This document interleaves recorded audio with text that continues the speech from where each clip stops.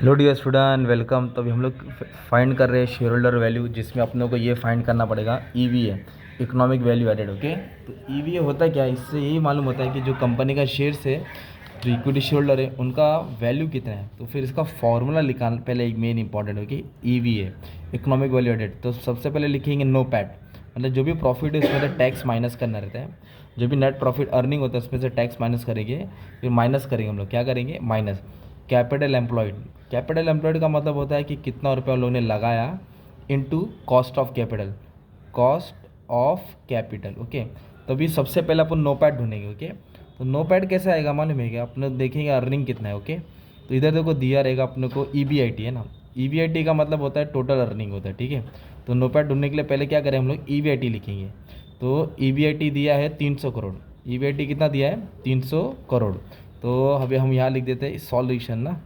तो ईबीआईटी दिया है 300 करोड़। चलो करोड़ ऊपर ले देता हूँ। उसमें से आपको पहले टैक्स माइनस करना पड़ेगा। तो 300 करोड़ जो इनकम है उसमें टैक्स दिया है 35%। तो 300 करोड़ में से 35% हम लोग माइनस करेंगे। ओके, 300 का 35% कितना आएगा? 105। तो 105 करोड़ टैक्स क्या आएगा? माइनस होएगा। अब जो 195 बचेगा ये तुम्हारा नो पैट होएगा। ये क्या आएगा तुम्हारा? No PAT. इतना अर्निंग है तो ये नो पैट आप लोग ध्यान लिख सकते हो। 1 करोड़ 95 करोड़। तो ये नो पैट आ गया। कैपिटल एम्प्लॉयड मतलब टोटल कितना रुपया उनके पास। तो कैपिटल एम्प्लॉयड दिया है 1000 करोड़, तो इधर लिखेंगे 1000 करोड़। ओके, अभी अपने को सिर्फ क्या ढूंढने का? Cost of capital. तो ये कैसे आएगा? ये मेन इंपॉर्टेंट है। कैपिटल एम्प्लॉयड का मतलब क्या था मालूम है क्या? सुनो, कैपिटल एम्प्लॉयड का मतलब होता है, पहले इधर ऐसे समझा देता तुमको कि होता है क्या। इधर लिख दिया सोर्स। कैपिटल एम्प्लॉयड मतलब दो चीज़ होता है, एक होता है इक्विटी शेयर्स, खुद का पैसा, और एक डिबेंचर्स, कर्जा। तो टोटल मिला के दिया है 1000 करोड़। टोटल मिला के कितना दिया है? 1000 करोड़। ओके, ये अमाउंट है, करोड़ में दिया है। बट इधर रेशियो दिया है डेप इक्विटी रेशियो 1:4। 1:4 का मतलब होता है कि कर्जा 1, मतलब डेप कितना दिया? 1/4 दिया है। मतलब डिबेंचर 1/4 है, तो इक्विटी क्या रहेगा? बैलेंस रहेगा। मतलब 1000 करोड़ में अगर मैं इसका टुकड़ा करूँगा ऐसा 1000 करोड़ में, तो ये डिबेंचर है और ये इक्विटी है। तो 1/4 है, मतलब ये 250 करोड़ है, ये 700 करोड़ है। कैसे आया? इसको सॉल्व करना पड़ेगा। 1000 है तो क्या दिया है? 1:4 है ना, 1:4। तो हम लोग क्या करेंगे इसको? मालूम है 1 और 4 आंसर गलत है। 1 और 4 बोलो तो ऐड करेंगे तो 5 हो जाएगा। तो ये 200 आया। तो डिबेंचर 200 करोड़ है और इक्विटी 800 करोड़ है। तो टोटल कैपिटल में अपना डिबेंचर 1/4 है, मतलब ये 200 करोड़ हो गया। तो कितना हो गया? 800 करोड़। तो ये अपना हो गया टोटल कैपिटल। अब इसके ऊपर ही खेलना है अपने को। इधर लिखने का कॉस्ट। तो अपने को कॉस्ट ऑफ इक्विटी दिया है भाई। कॉस्ट ऑफ इक्विटी 18% है।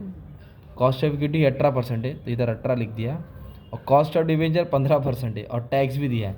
अभी कॉस्ट ऑफ डिवेंचर के लिए खेलना पड़ेगा इधर। तो कॉस्ट ऑफ डिवेंचर के लिए क्या है? इसका फॉर्मूला है। क्या फॉर्मूला है? I is equal to 1 - T. तो आई बोलो तो इंटरेस्ट रेट, डिवेंचर का रेट दिया है 15%, 1 - टी बोलो तो टैक्स रेट 35%, 35 बोलो तो 0.35। तो 1 में से, मतलब ये फॉर्मूला है डिवेंचर ढूंढने का। इक्विटी डायरेक्ट लिख दिया मैंने, पर डिवेंचर ढूंढना पड़ेगा। तो I is equal to 1 - T. तो आई 15% क्या होता है? डिवेंचर। ओके, और 1 - टी बोलो तो टैक्स रेट 35%, 0.35। इसको माइनस करेंगे 0.65 आएगा। फिर 15 को 0.65 से क्या करेंगे? मल्टीप्लाई करेंगे तो 9.7 आएगा। यह हो जाएगा कॉस्ट ऑफ डिवेंचर 9.75। तो ये ढूंढना रहेगा आपको हमेशा। ओके, अगर टैक्स रेट नहीं दिया रहता मान लो, तो कॉस्ट ऑफ डिवेंचर में डायरेक्ट 15% डालते हैं। अभी इधर अपने को निकालने का वेट। वेट का मतलब होता है प्रोपोर्शन, मतलब इसको इससे डिवाइड करके एक वैल्यू मिलेगा, इसको इससे डिवाइड करके वैल्यू मिलेगा। ये तो 1 होता है। 800 को 1000 से डिवाइड करेगा तो 0.8 आएगा। 200 को 1000 से डिवाइड करेगा तो 0.2 आएगा। ये हो गया तुम्हारा वेट। अब अपने को निकालने का weighted average cost of capital. ये जो टोटल आएगा ना, ये कॉस्ट ऑफ कैपिटल, वो यहाँ लिखने का है, weighted average cost of capital. तो ये कैसे आएगा? इसको इससे क्या करेंगे? मल्टीप्लाई। 0.8 और 18 को क्या करेंगे? मल्टीप्लाई करेंगे तो 14.4 आएगा। 0.2 को 9.75 से मल्टीप्लाई करेंगे तो इसका आएगा 1.95। अब ये दोनों का ऐड करेंगे ना भाई, ये दोनों को 16.35। ये तुम्हारा हो गया weighted average cost of capital. तो 16.35। अब वापस से बताता हूँ, ईवीए निकालने का था। तो नो पैड, नो पैड मतलब जो मेरी अर्निंग थी ना, कितनी थी? 1000 करोड़। उसमें से 35% माइनस किया तो ये आ गया 1,00,000 300 करोड़, सॉरी अर्निंग थी 300 करोड़, उसमें 35% टैक्स माइनस करके ये आ गया। चल अच्छी बात है। कैपिटल एम्प्लॉयड तो दिया था 1000 करोड़, तो कैपिटल एम्प्लॉयड लिखा 1000 crore. Weighted average cost of capital लिखा, वो खेल के मैंने लाया। अब 195 लिखेंगे, 1000 के ऊपर 16.35 निकालेंगे, 1000 के ऊपर कितना निकालेंगे 16.35, तो 163.5 आएगा। अब इन दोनों का माइनस करेंगे ना, 31.5 करोड़ आंसर आएगा। तो ये आंसर प्लस में आया, प्लस में आया मतलब कंपनी अच्छी है, माइनस में आया मतलब नकली कंपनी है, माइनस में है तो नकली कंपनी है। तो अभी क्या करने का था मालूम है, फिर से तुम्हारे लिए फॉर्मूला बनाता हूँ, फिर से सॉल्व करता हूँ तुम्हारे लिए। पहले लिखने का EVA, इस ये मेन है, ये लिखने का NOPAT है ना, माइनस कैपिटल एम्प्लॉयड, क्या लिखने का कैपिटल एम्प्लॉयड WACC, ठीक है।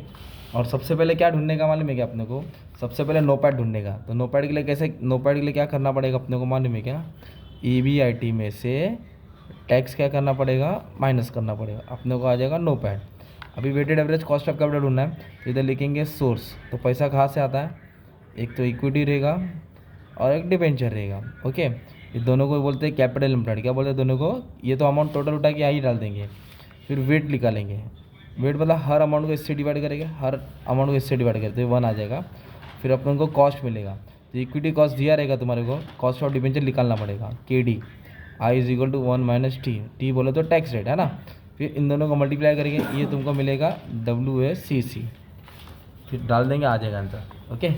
तो ऐसा खतरनाक समय तो बस थोड़ा बहुत मतलब कैसा है, घुमा फिरा के दिया था, तो आपको उल्टा सॉल्व करना है, तब जाके आंसर मिलेगा।